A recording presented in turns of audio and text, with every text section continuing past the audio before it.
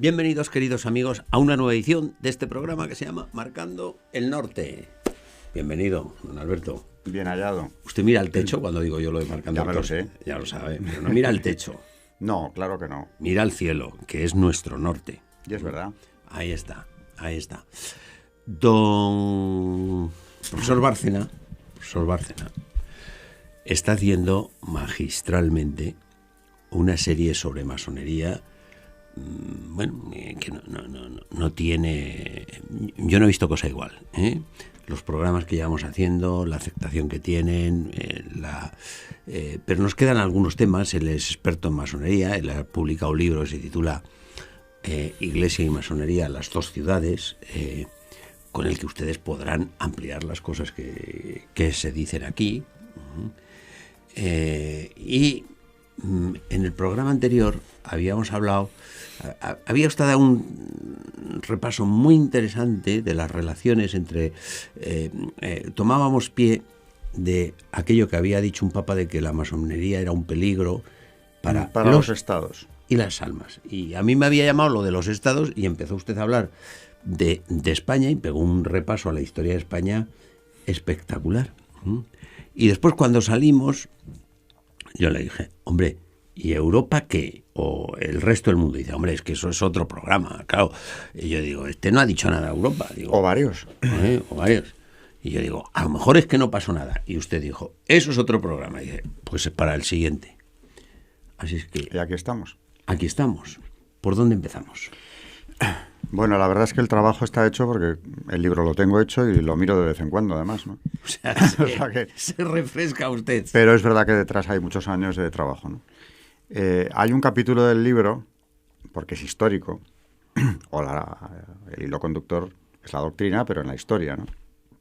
Un capítulo se llama La Europa de Wilson, en mención o en base al nombre del presidente americano, Wilson, que lo era cuando finaliza la Primera Guerra Mundial y se establece lo que se llama el Tratado de Versalles, que son varios, no es uno, de donde sale una Europa completamente nueva, troceada, destrozada en muchos sentidos, espiritualmente también, o por lo menos ahí con un germen de disolución grande, porque en parte también se han aplicado principios masónicos. Y más que hablar de Wilson, yo en el libro me refiero al que era su asistente principal, el coronel House, Edward Mandell House, personaje clave en la historia del mundo, pero de esos que han quedado en la sombra, encubierto, aunque quien conocía la Casa Blanca en aquellos años decía que quien mandaba era él, o al menos que el presidente no tomaba una decisión sin contar con Wilson. Personaje muy desconcertante en muchos aspectos y que nos da la clave de muchas de las estrategias masónicas. House pertenecía concretamente a la Master of Wisdom, una obediencia masónica luciferina, por definición, y por eso mismo mundialista, porque esto va de la mano, los Illuminati de Baviera, la Gran Logia Rockefeller, que nace de los Illuminati de Baviera, es una rama que viene de allí, cuando los expulsa el duque reinante en Baviera, una rama acabó nada menos que en Estados Unidos en el siglo XVIII, y de ahí viene la Gran Logia Rockefeller, que ha tenido que ver con el mundialismo, pues todo. Y ha financiado todas las organizaciones pantalla. Mandell House pertenece a esa familia, digamos. Dentro de la masonería es de esa orientación. Y House tiene planes para Europa, claro. Primeramente, le vamos a ver en el libro en varios aspectos, financiando a Trotsky, concretamente, que eso es bien curioso, la revolución comunista en Rusia. Él es el enlace, en buena medida, con la banca Kuhn-Lev, que financia a Trotsky, pero generosísimamente. Es House quien consigue que Trotsky continúe su viaje cuando las autoridades canadienses le detienen camino de Rusia para incorporarse a la revolución. Mis alumnos, cuando les hablo de esto, decían, ¿y qué interés podía tener el asistente del presidente americano vinculado estrechísimamente a la gran banca norteamericana en esto? Pues yo no sé llegar al fondo de la cuestión, pero este hombre tiene publicado un libro llamado Philip Drew, Administrador, donde habla de conseguir una sociedad como la que soñó Carlos Marx. Bueno, en el libro doy algunas claves de cómo es posible conjugar todo este conjunto de elementos, en principio parece que inconciliables, pero que no lo son tanto. En esa Europa de Wilson, ¿qué sería lo más destacable? Bueno, en los tratados de Versalles yo he señalado y le dedico un apartado porque me parece un personaje interesantísimo al beato emperador Carlos de Austria. Hombre, el último emperador. El último emperador de Austria. Que está en los altares. Beato, Ahí lo subió Juan Pablo II, ¿no? Que lo conocía muy bien porque, entre otras cosas, su padre había sido oficial del ejército imperial. ¿Me deja que le cuente una anécdota? Naturalmente. Y si es del beato emperador, mejor. Sí, sí, es del beato emperador. En cierta ocasión conocí yo en Madrid, había escrito un libro, había publicado un libro sobre Sisi, una nieta del emperador. Catalina de Austria. Catalina de Austria. Yo coincidí con ella. Es graciosísima, tiene muchísima gracia. Y me contó, ella mantuvo con su abuela, siempre dice, hombre, las abuelas no tienen nietos preferidos. Dice, sí que los tienen. Sí, son todos iguales, pero como decía, algunos más iguales que otros. Y esta debía tener una relación. Con la emperatriz Zita. Zita, sí. Y esta me contó lo que ocurrió en la recepción de Juan Pablo II el día antes de la beatificación. Dice que se acercó su abuela y naturalmente le besó la mano a Juan Pablo II. Y a continuación Juan Pablo II le cogió las manos a Zita y le dijo, pues ahora soy yo quien besa las manos de mi emperatriz, haciendo alusión a que el padre era un oficial. Es que el territorio de Polonia entonces era del imperio. Era del imperio. Claro que sí. Ya no hablo más. Bien, pues están los altares, lo cual es un dato antes de empezar a hablar de quién era el beato emperador y que explica mucho o casi todo lo que fue su política, porque hay que tener en cuenta que este hombre llega al trono muy joven, pero sobre todo en plena guerra mundial, en 1916, porque hereda el trono con la guerra. Es decir, es un país en guerra, una guerra mundial, además tremenda, y va a intentar por todos los medios, ante todo, salir de la guerra. Sí. También por una cuestión de escrúpulo de conciencia, de no perder ni una sola vida de sus súbditos que no fuera imprescindible. Exacto. ¿Y qué pasa? Se encuentra con una oposición férrea por parte de las potencias aliadas a negociar con él. No quieren una paz separada, lo cual no se entiende, porque realmente el que Austria hubiera dejado la alianza con Alemania, para Alemania en ese momento era un golpe considerable, y no quieren. En cambio, sí negocian con Bulgaria, que no tiene el peso del imperio austríaco, ¿no? Claro. Porque les daba igual. Pero es que para el imperio tenían planes. Y claro, aquí entra en juego House, que, por cierto, apoyó la entrada en guerra de los Estados Unidos incondicionalmente.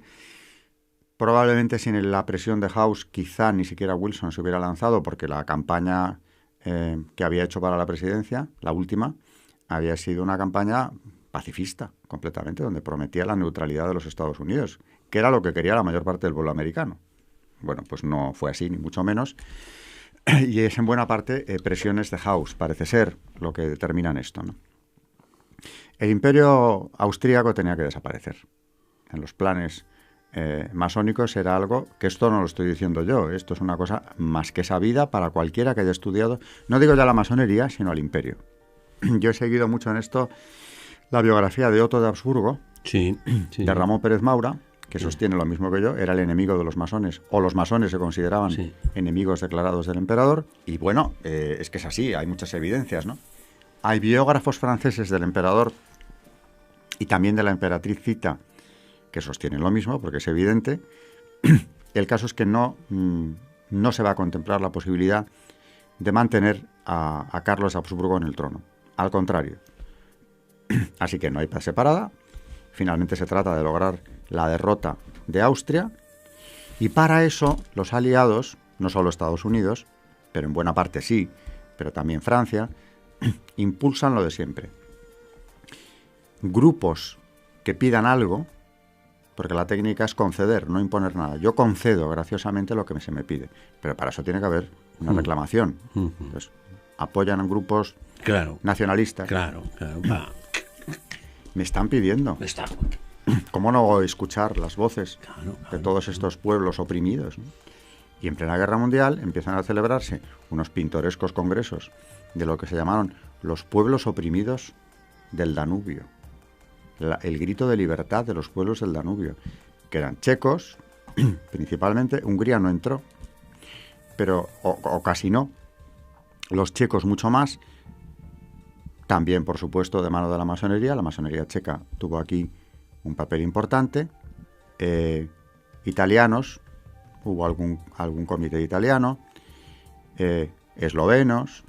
En definitiva, se van creando una serie de comités que se reúnen en congresos. Hubo uno en Roma, en la Guerra Mundial, que piden la autodeterminación, por decirlo de alguna manera, ¿no? Y como dice Pérez Maura, se representaban a sí mismos estos señores, ¿eh? Claro. Porque el apoyo que había detrás era prácticamente nulo. O sea, el porcentaje de nacionalismo que había todavía en ese momento, a pesar de la guerra y de todo, era muy poco significativo. Uh-huh. Pero, en cambio, gracias a eso, a esos comités, a esos congresos, a la proyección que le dio la prensa, a las reclamaciones de estos pueblos, pues al acabar la guerra, los representantes de los aliados le comunican al embajador del emperador, al príncipe Windisgras en Suiza, que no pueden seguir escuchando la voz del emperador, porque el Estado prácticamente ha desaparecido. Estos comités van a empezar a declararse independientes, naturalmente, con todo el apoyo de los aliados, especialmente Estados Unidos. Para cuando quiere darse cuenta, efectivamente, Carlos de Austria no tiene imperio porque se le han ido independizando, o prácticamente están a un paso de hacerlo. Desaparece el imperio. Y aquí hay varios datos. Primero, el atentado de Sarajevo, del que también me ocupo en mi libro, que tiene un componente masónico indiscutible y que además hay dos testimonios que yo recojo de otros autores en cuanto a la muerte del heredero del imperio, el archiduque Francisco Fernando. Uno lo recoge Pérez Maura y es precisamente de la emperatriz Zita, creo que directamente de ella, o no sé si de un hijo, pero vamos, viene de la familia imperial. Y el otro es un biógrafo del emperador Carlos. Y en ambos testimonios vienen a contar lo mismo, ¿no? Como muy poco antes del atentado de Sarajevo, unos meses antes, en el año ya 14, el archiduque Francisco Fernando invita a una cena a sus sobrinos Carlos y Zita, herederos del imperio, vamos, heredero Carlos del imperio en ese momento, Sí. y les viene a decir que él sabe que va a morir muy pronto. Esto es. En este escritorio, y se lo enseña, hay unos documentos que os conciernen, son vuestros, en cuanto yo muera, tomadlos. En una de las versiones, la del biógrafo de Carlos, dice que su sobrino le dice que no sea tan pesimista, que Sí. la policía del imperio es eficaz. Y él le contesta, hay crímenes que no pueden evitarse. Después de haber manifestado varias veces, también lo cuenta Pérez Maura, que se sabe el objetivo de la masonería. Luego muere, habría que ver la mano negra y todas sus implicaciones, en fin, no me quiero meter en el atentado de Sarajevo. Sí. Pero ahí estuvieron presentes, una vez eliminado el heredero, por supuesto es el detonante del estallido de la guerra, que va a ser muy útil para ciertos proyectos políticos, porque sin guerra mundial no se hubiera dado todo lo que estoy contando. Exacto. Por lo cual no les cuesta nada poner en marcha semejante cataclismo. No fueron los únicos responsables, por supuesto hubo muchísima inconsciencia y muchísima irresponsabilidad y como una locura colectiva de muchos gobernantes, que duda cabe, pero hubo este componente detrás. Y en cuanto al Beato Emperador, igual que a Alfonso XIII le propusieron su ingreso en la masonería, a él le había ocurrido por la misma época lo mismo. Recibe una comisión masónica que le propone, como a su primo, el rey de España, el ingreso en la masonería, la escuela laica, la reforma de la familia, es todo como... Lo mismo. Lo mismo que en la gloriosa. Les da siempre por lo mismo. Lo mismo. Y no entra. Naturalmente, ni se lo plantea. Y más difícil todavía, en la primera etapa del exilio, ya en Suiza, recibe otra propuesta, esto es todavía más chocante, ¿no?, de ingresar, porque todavía si lo hiciera, está a tiempo de recuperar el trono. Y fue muy concreta la propuesta, porque le ofrecen, a cambio de su ingreso, el trono de Hungría, en el que había una regencia de muy difícil acceso, puesto que el regente iba a poner todas las trabas posibles, pero aquello seguía siendo en teoría un reino. Claro. Luego era más sencillo empezar por ahí. Y le hablan incluso de posiblemente recuperar después también el trono de Austria, pero de momento Hungría. Con lo cual, primero le ofrecen mantenerle en el trono, como Alfonso XIII, y luego, el más difícil aún, volver al trono cuando ya lo has perdido, ¿no? No quieren ni oír hablar de esto, naturalmente, y siempre tuvieron ellos la sensación de que habían sido el objetivo de una conspiración masónica en buena medida porque es que lo vivieron en persona. Claro, claro, claro. Y la emperatriz Zita contaba después su biógrafo, Cyril de Brie, que ha publicado un libro interesantísimo de esta señora, una biografía espiritual, que se llama Diario íntimo de una emperatriz, donde se ve la religiosidad verdaderamente asombrosa de esta pareja. Y ella dice, le escribe a la hermana María Hilaria, que es una sorpatrocinio, porque es una monja con carismas muy especiales, de evidencia, de momento. Es un personaje, la hermana María Cirila, muy desconocida, pertenecía a la orden de Nuestra Señora de Sion, tuvo una gran relación ya en Viena con la familia imperial y luego en el exilio siguió teniéndola. La emperatriz la tenía como confidente, corresponsal y además como alguien de toda su confianza, a quien le pedía opinión en todo e incluso dando por hecho que las visiones que tenía eran ciertísimas, le dice, pregunte esto también. Y hay un momento en esa biografía en la que duda de un personaje que tiene en su entorno, ya en el exilio, y le han dado informes de que esa persona no es fiable. Y ella le escribe a la monja, yo la verdad no tengo queja de él, todavía no he visto por qué puede ser una persona tan peligrosa, pero como le viene por varios sitios, está preocupada.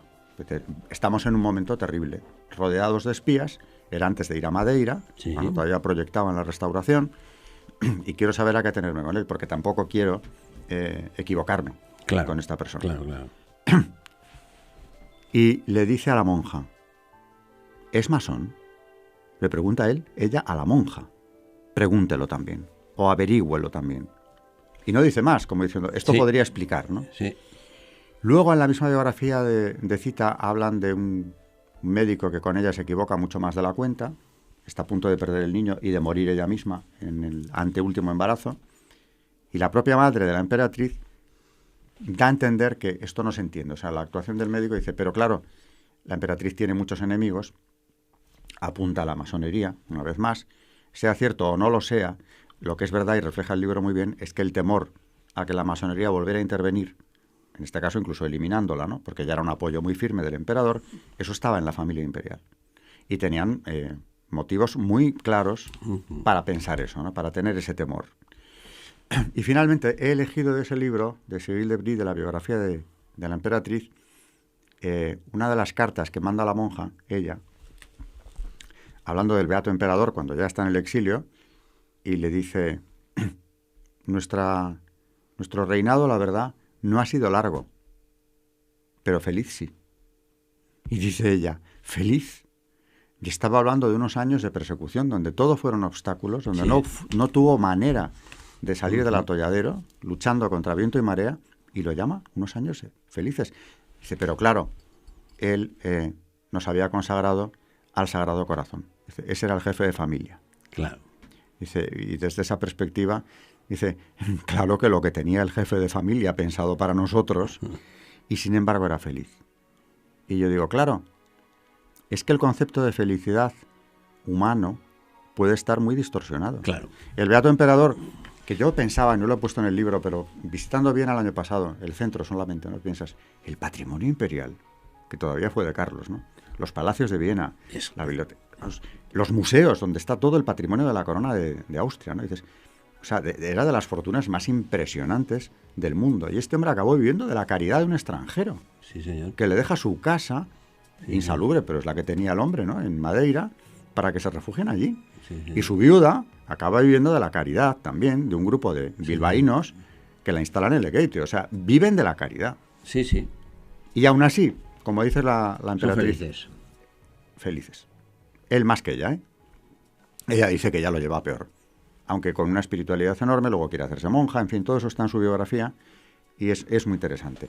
Pero esa carta donde dice eso, y él murió feliz. Sí, sí. Dices, claro, a mí me sirvió como una meditación, ¿no? Porque piensas, ¿qué duda cabe de que desde un concepto humano, si se hubiera avenido a las propuestas masónicas... Seguía en el palacio. Ahí seguían sus palacios, en el Hofburg y en Schönbrunn y en todo lo que tú quieras. Y en cambio, pues dijo, no, o sea, esto no es negociable. Profesor, habla usted al principio, yo ya sé que no nos va a dar tiempo a todo, pues porque... Pero ha hecho referencia a algo que todavía no ha salido, organizaciones pantalla. Bueno, yo siempre digo que cuando me No preguntan... nos quedan más que 5 minutos. Bueno, pues a toda velocidad para variar, pero casi era más interesante lo del emperador, ¿no? Oh, sí, Y su visión. no, hombre, por favor. A toda velocidad, las organizaciones pantalla de la masonería, como cuento también, pues han sido el invento más inteligente que ha tenido la masonería nunca, porque en el siglo XX salen de lo que es prácticamente una estructura de logias, o grandes orientes, ¿no? Pero muy, muy centrados en sí mismos, aunque tengan muchas ramas. Y se abren a organizaciones que se han llamado pantalla, con razón. Pero en ellas pueden convivir con gente que sin necesidad de iniciarse para nada en una logia, siga sus estrategias. Entonces se abre el campo exponencialmente y tienen ya una influencia muchísimo mayor, sin que esas organizaciones dejen de obedecer estrategias de la masonería. Claro.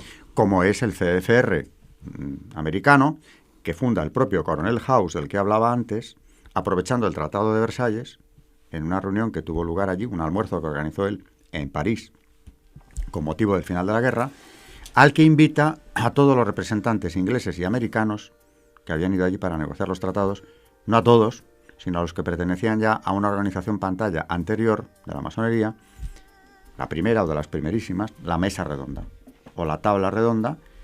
A esos es a los que invita. Y de ahí sale el CFR, que es un organismo que desde entonces prácticamente ha controlado la vida política de los Estados Unidos hasta la fecha. Y es un organismo que en Estados Unidos se ha constatado que no es muy conocido.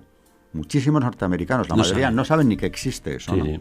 Pero ahí están ellos, en su sede en Nueva York, determinando prácticamente las políticas de los dos grandes partidos o de los dos partidos americanos y de la administración que surja de las elecciones, con más o menos presencia, pero están.